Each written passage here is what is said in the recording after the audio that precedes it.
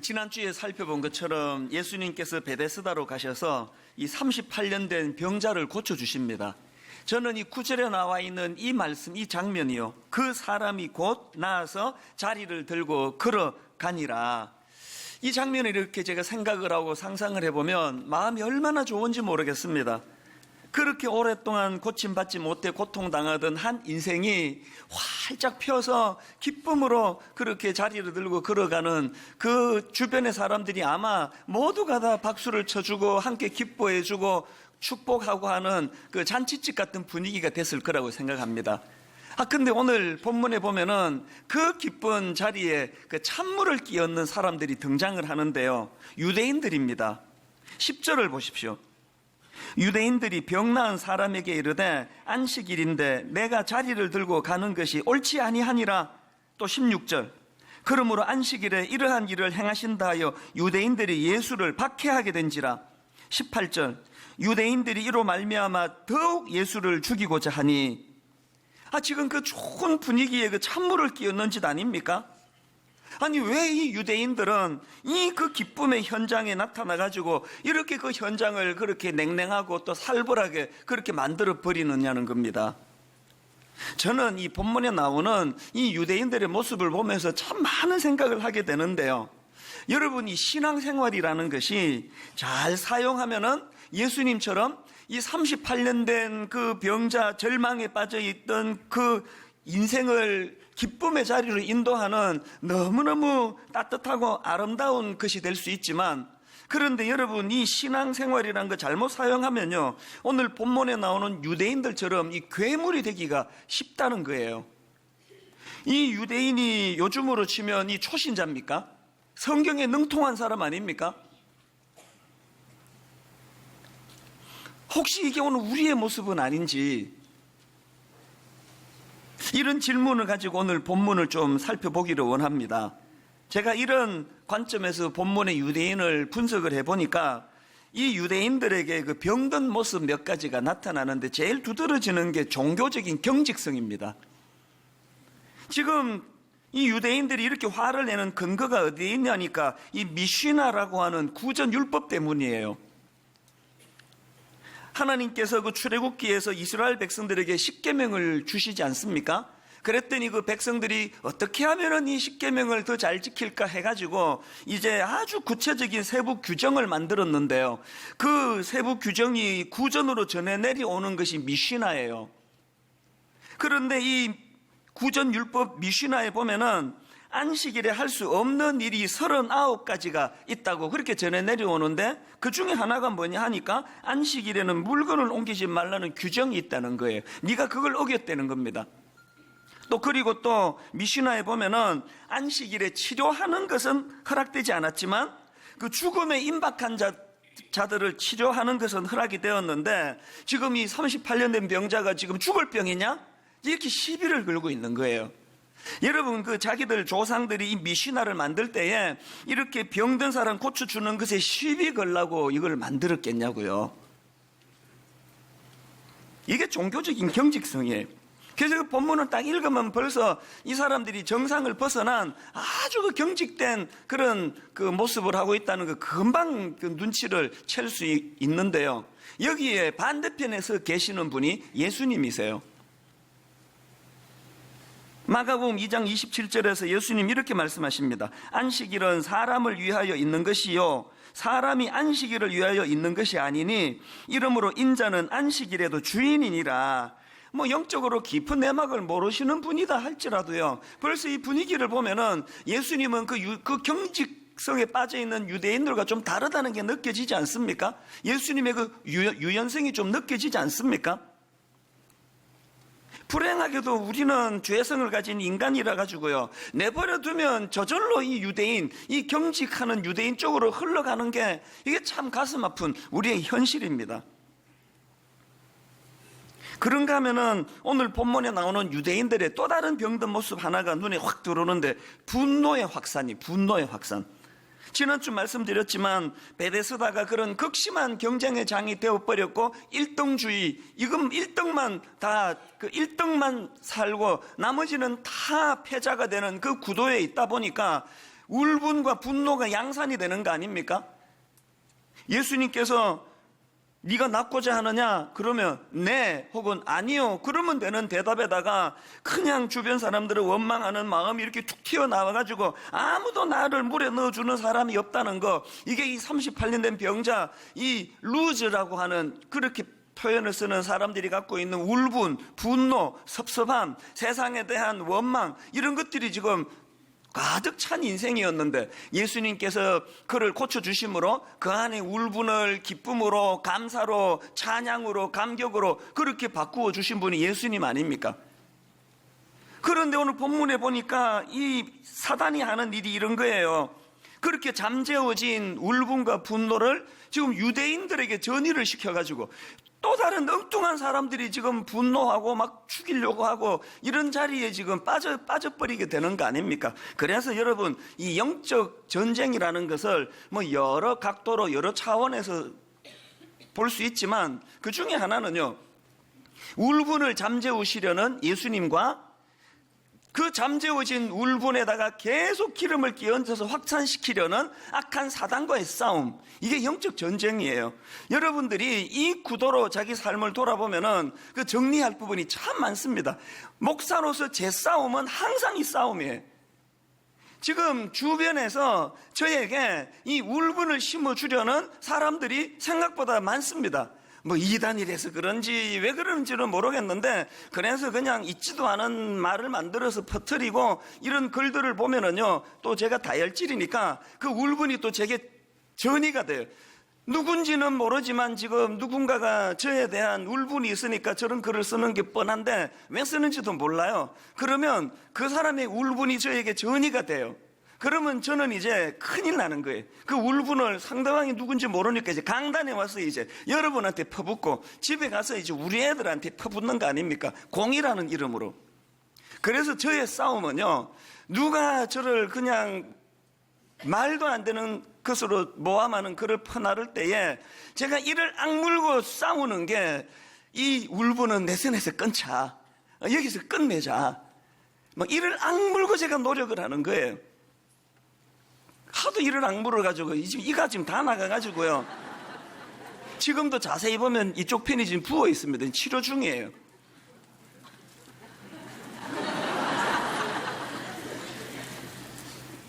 하나님 앞에서 우리가 몸부림쳐야 되는 건요, 지금 마귀는 계속 저 사람의 울분으로 나를 공격하고 거기에 공격받으면 나도 울분이 전이가 돼가지고 또 누군가를 공격하고, 이걸 지금 우리가 인식을 해야 돼요. 이 교회를 가보면은 너무너무 가슴이 아파요.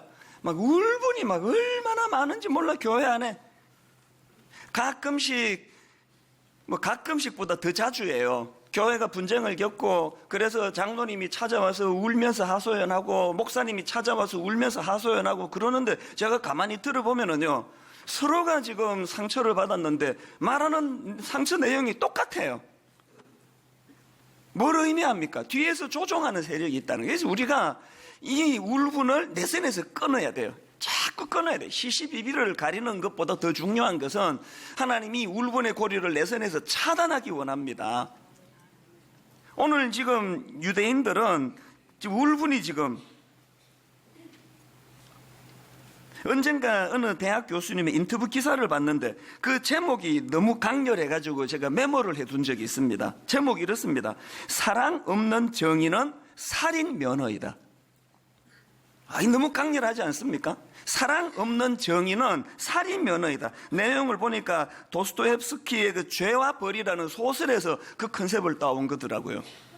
그 교수님이 주장하는 게 뭐냐? 사랑 없는 정의는 끝없는 갈등과 투쟁을 불러오는 것이다. 이게 어느 목사님이 설교 시간에 하신 말씀이 아니고요, 그 학자이자 교수님이 하신 말씀이에요. 우리에게 이런 모습은 없습니까? 여러분, 우리가 하나님 말씀을 그렇게 깊이 연구하고 공부하려고 하는 것도, 또 큐티하려고 애쓰는 것도, 교리를 좀 더 알려고 노력하는 것도 결국은 그 하나님의 용서와 사랑의 자리로 들어가기 위한 거 아닙니까? 교리의 끝은 사랑과 용서예요. 교리의 끝은 이단과의 단절, 하나님의 말씀을 제대로 지식을 가지고 알고자 하는 그 노력과 더불어서 그 끝에 서 계시는 예수 그리스도. 그래서 교리를 내가 많이 알아서 누군가를 자꾸 미워하게 된다면 그건 썩 바람직한 방향은 아니라고 생각합니다. 그러니까 이 교수님의 그 머리께서 제목이 머리에 남는 거예요. 사랑 없는 정의는 살인 면허이다. 그런가 하면 오늘 본문의 유대인들에게서 발견되는 병든 모습이 하나 더 있는데요. 이 모순된 생각이에요. 저는 이 본문을 묵상하다가 2014년도에 있었던 땅콩 회항 사건이 불쑥 떠올려졌는데요. 그 내용을 다 아시죠? 지난 2014년도에 그 뉴욕에서 출발하는 인천행 비행기 안에서 그 1등석에 그 항공기 여 부사장이 탑승을 한 거예요. 이 여 부사장이 가만히 보니까 1등석에서 이제 그 룰이 있나 봐요. 그 뭐 어떤 규정이 있는지 룰에 이제 손님에게 그 간식을 제공할 때 이 견과류를 접시에 담아가지고 그렇게 제공해야 되는데 자기가 보니까 승무원이 접시에 담지 않고 이 봉지채 내놓더라는 거예요. 이 부사장이 그 승객들을 얼마나 사랑했던지 너무너무 그게 화가 나가지고 사무장을 불렀습니다. 그리고 막 어느 정도 크게 호통을 쳤는지 3등석에 있는 사람들까지 다 들릴 정도로 그렇게 심하게 야단을 치고 무릎을 꿇리고 내리라 그러고 그렇게 했다는 거예요. 그런데 제가 그 기사를 보면서 참 이게 좀 모순이다 싶은 게 뭐냐 하면은 눈 감고 그냥 다음부터 그냥 조심해라 그래도 될 거를 저렇게까지 짚고 넘어갈 정도로 승객을 사랑하시는 분이 그 일 때문에 지금 자기가 화내는 것 때문에 비행기가 예정보다 46분이나 늦게 이륙해가지고 그 모든 지금 탑승객들이 다 지금 46분을 지체하게 됐는데 왜 그것은 모르느냐는 거예요. 이건 모순 아닙니까? 우리 같은 사람들은요, 접시에 담아주거나 봉지에 주거나 주기만 하면은 우리는 화 안 나요. 그 안 주면 화가 나지만 그 상대방이 한 그 작은 실수에 대해서는 승객을 그런 식으로 불편하게 대하면 안 된다고 막 오버하면서 화를 내면서 그 행위가 자기의 그 행위가 46분이나 모든 승객들이 다 지금 이륙을 못하게 만들고 있다는 것은 잘 생각하지 못하는 모순. 이게 오늘 본문의 유대인들의 모습 아닙니까? 제가 왜 오늘 본문을 묵상하다가 땅콩 회항 사건이 떠올랐느냐 하면은요, 지금 본문에서 보여주는 유대인들의 모습이 딱 이거예요. 안식일에 지금 자기 자리 들고 가는 그 정도, 이거 하나도 용납을 못 해가지고 그냥 그렇게 화를 내면서요, 그 유대인들이 18절을 한번 보십시오. 유대인들이 이로 말미암아 더욱 예수를 죽이고자 하니, 여기 나오는 더욱이 뭘 의미합니까? 예전부터 죽이려고 했다는 거 아닙니까? 자기는 이미 십계명의 그 중요한 한 부분을 어기고 있으면서 그거는 인식 못하고, 여러분 그 수백 가지 규정 중에 하나, 물건 드는 거 하나까지 상대방의 그거 하나까지 용납을 못하는 이런 모순된 태도. 여러분, 제가 이런 말씀을 묵상하다가 제 마음에 찔림이 뭔지 아십니까? 제가 딱 이런 모습을 보일 때가 많은 거예요. 부교역자들에 대해 가지고 그냥 안식일에 짐 드는 그 정도 실수하는 거에 대하여 그렇게 날카롭게 지적하고 비판하지만 사실은 제 안에는 더 근본적인 죄를 갖고 있으면서 인식을 못하는 게 그게 인간이더라는 거예요. 여기 나와 있는 이 유대인들이 이게 오늘 저의 모습이고 여러분의 모습이라는 인식을 하는 것부터가 은혜가 시작되는 지점이라고 저는 생각합니다. 그런가 하면 한 가지 더, 이렇게 유대인들이 종교적인 경직성, 분노의 확산, 또 모순된 생각, 이런 것들에 사로잡혀 있었는데 이것들을 다 버무려 가지고 만든 작품이 하나 있는데요, 이런 것들이 유대인들로 하여금 소모적인 인생이 되게 했다는 게, 소모적인 인생. 오늘 본문의 유대인의 모습을 보십시오. 이거 소모적 아닙니까? 지금 38년 된 병자를 살려주시는 예수님의 모습이 생산적인 모습이라면 거기에 지금 딴지 걸고 시비 거는 거, 이거 소모적 아닙니까?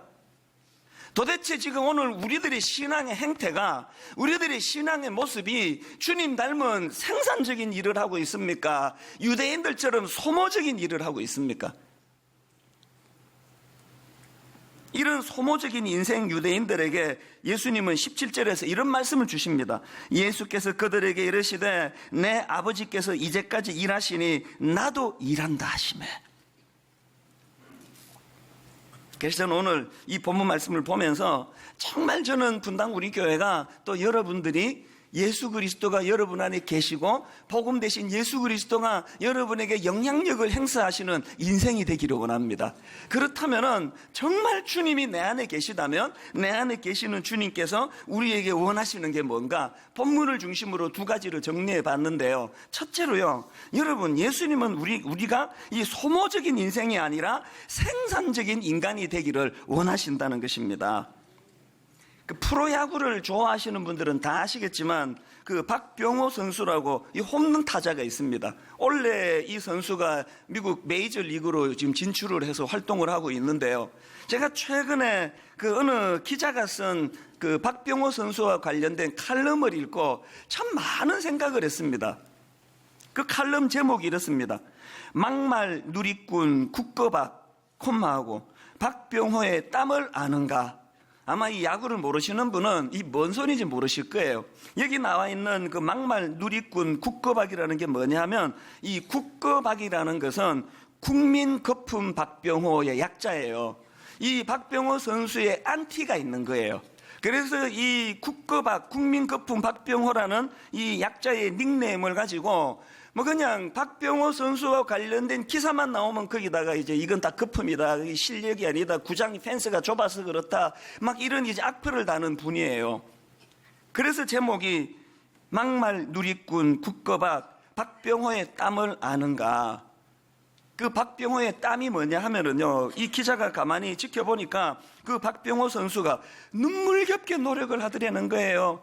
무명의 2군 시절서부터 이 자리에 오기까지 그건 다 눈물 나는 몸부림이더라는 거예요. 그러면서 예를 들기를 박병호 선수가 2014년도에 50홈런이라는 홈런은 50개를 넘기는 기록을 세웠는데요. 이 기록은 우리나라 프로야구 11년 만에 세워진 기록이랍니다. 그런데 이 기자가 보니까요, 그 대기록을 세운 바로 그 해 겨울에 연습을 더 많이 하더라는 게 박병호 선수가.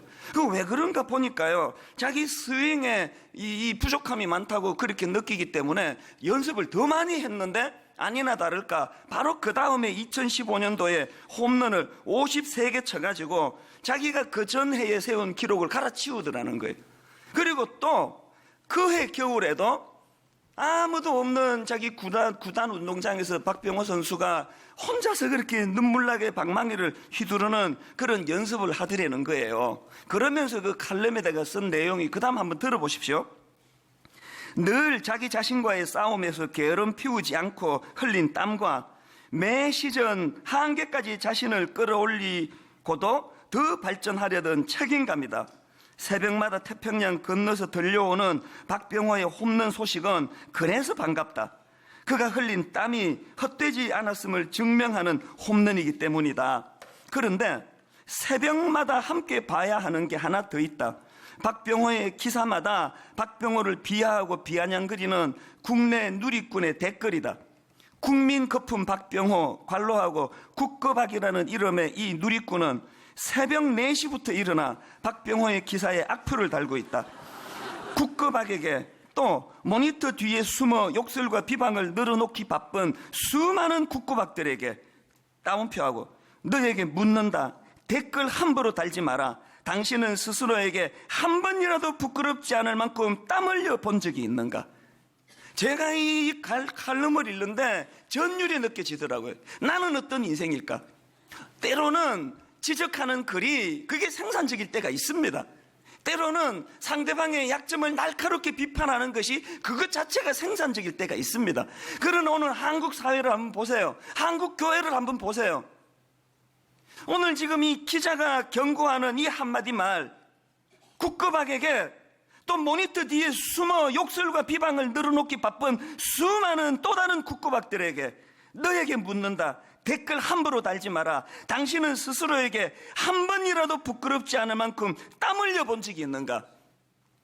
제가 이 사람이 누군지 모르고 박병호 선수 누군지 잘 몰라요. 그 사람을 지금 지적하자는 게 아닙니다.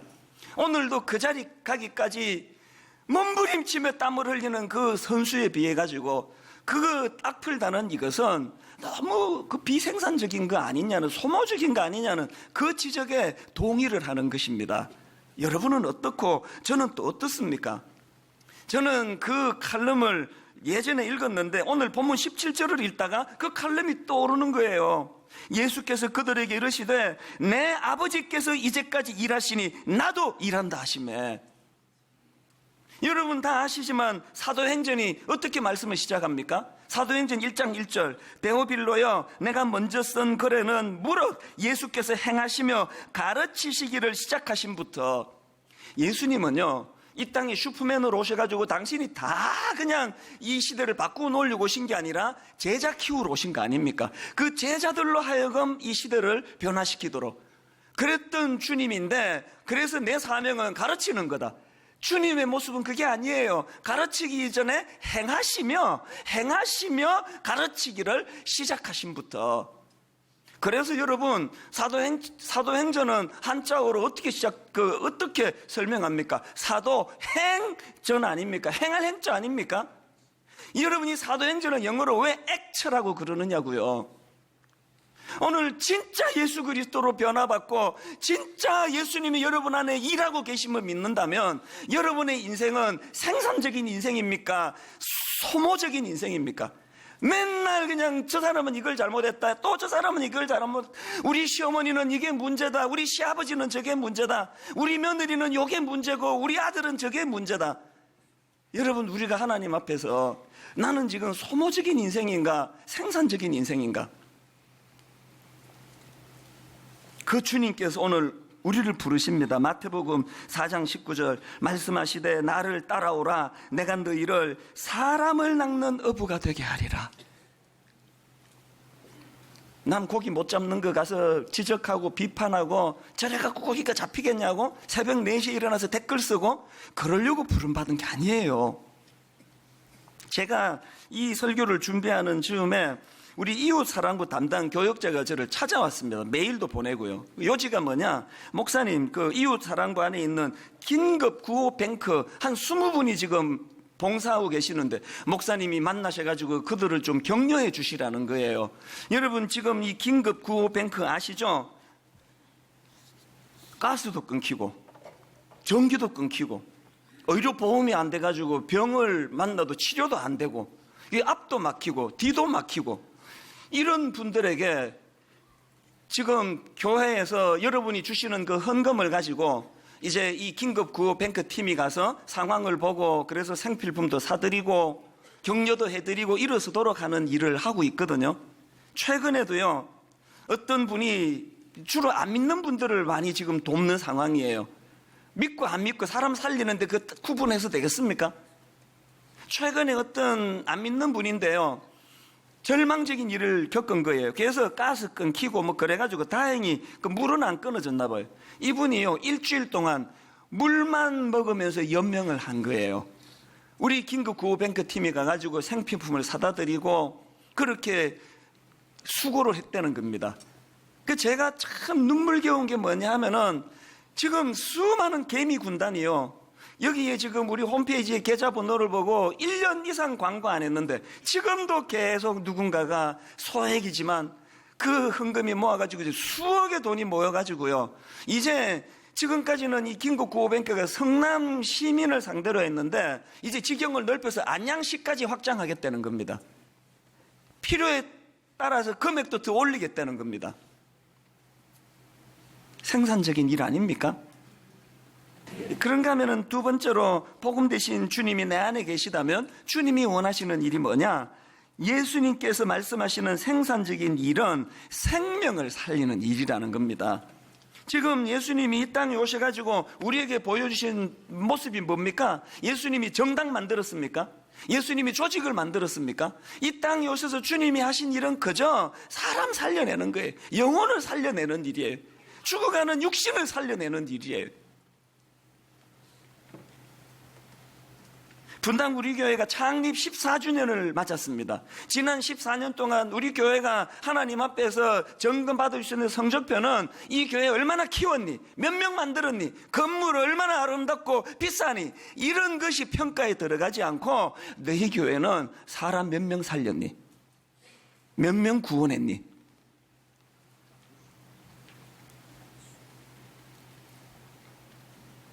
저는 마가복음 2장 27절 또 이르시되 안식일이 사람을 위하여 있는 것이요 사람이 안식일을 위하여 있는 것이 아니니 이렇게 한 영혼 한 생명에 마음을 쏟고 계시는 우리 주님께서 보시기에 니들도 좀 닮았다 그 점은 이렇게 평가하실 수 있으면 얼마나 좋을까.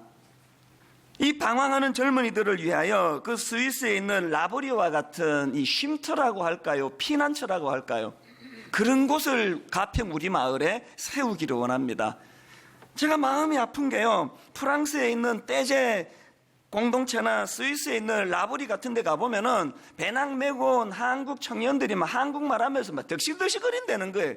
그럼 뭐하러 10시간 넘게 비행기 타 그 비싼 돈 들여서 그까지 가느냐고요. 한국에는 그런 데가 없기 때문 아닙니까? 가평 우리 마을에 그런 곳 세우기를 원합니다. 프랑스까지 안 가도, 독일까지 안 가도 마음이 지치고 상해 있는 젊은이들이 거기 와서 한 이틀, 3일 먹고 자고 쉬고 또 기독교 세계관을 가르치고 강의하고 용기를 얻게 해주는 공간, 이게 3단계의 꿈이에요.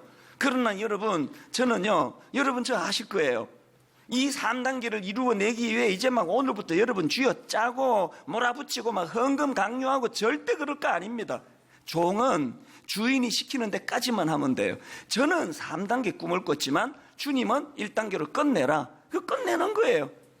이미 1단계는 지금 땅하고 헌금으로 여러분 한 푼도 헌금 안 해도 될 만큼 지금 마련이 됐으니까, 그러나 저는 확신합니다.